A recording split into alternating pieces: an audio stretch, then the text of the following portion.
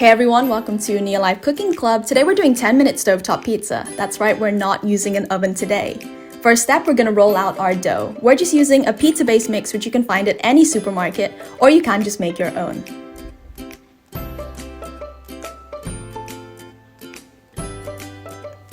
On a cold pan, we're gonna place our pizza base and roll the edges to form a crust.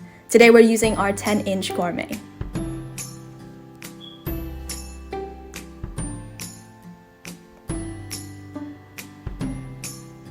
There you have it.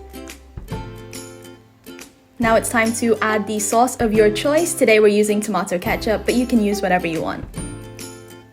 We're going to use a spoon just to spread the sauce.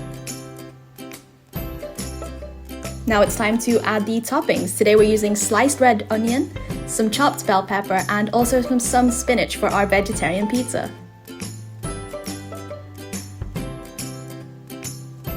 Don't forget to give this video a like and subscribe for more cooking videos. We're gonna season to taste. We're using some garlic powder, some black pepper, and also some Italian herbs. Moving over to our food processor, we're gonna be using cone number 1 to grate our cheese.